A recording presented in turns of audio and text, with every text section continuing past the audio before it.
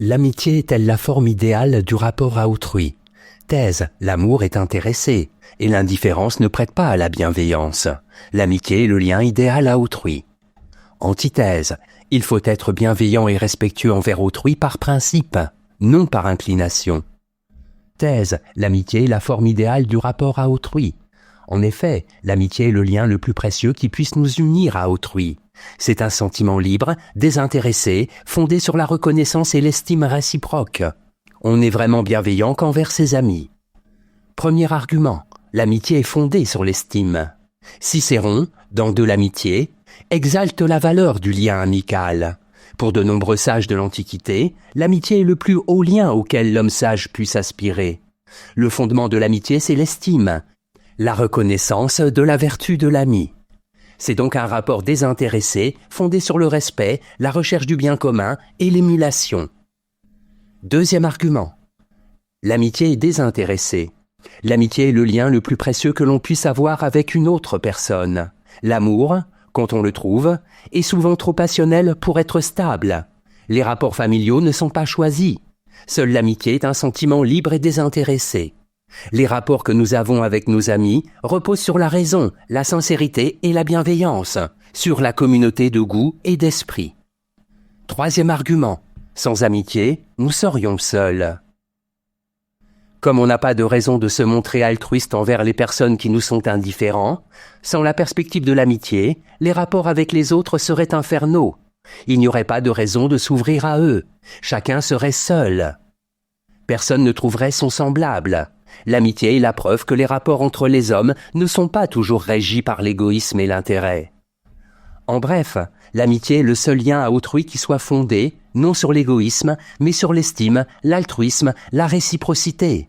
C'est la seule manière de s'ouvrir à autrui de manière désintéressée. Antithèse, l'amitié n'est pas la forme idéale du rapport à autrui.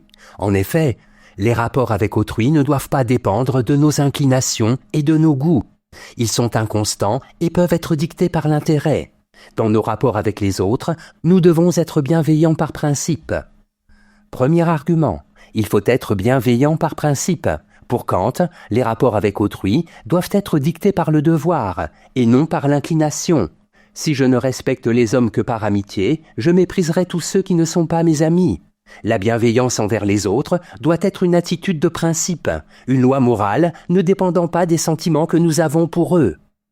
Deuxième argument, l'amitié est intéressée. La Rochefoucauld, dans ses maximes et réflexions diverses, considère que l'amitié est toujours intéressée. Elle ne peut donc être le lien idéal à autrui.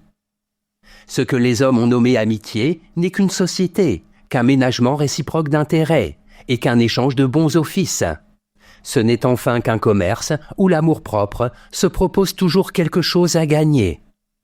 Troisième argument, l'amitié n'est pas satisfaisante.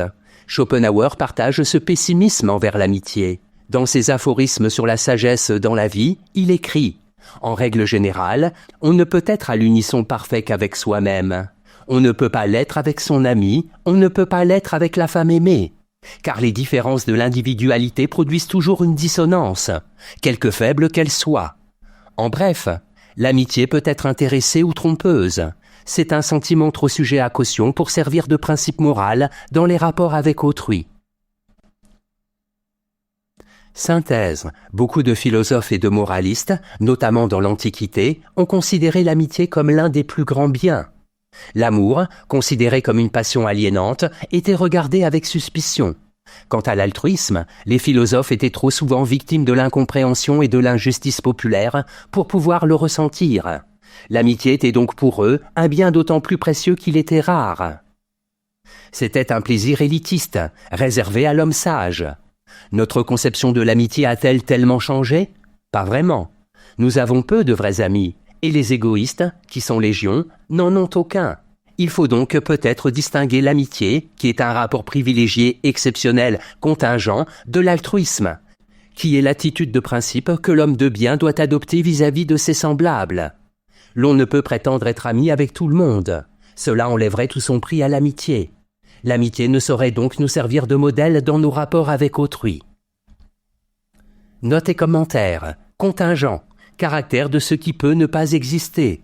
On peut dire que l'amitié est contingente, car il n'est pas nécessaire que nous ayons des amis. En revanche, il est nécessaire que nous ayons des rapports avec les autres. Citation. Les vrais amis sont les solitaires ensemble. Abel Bonnard, L'amitié.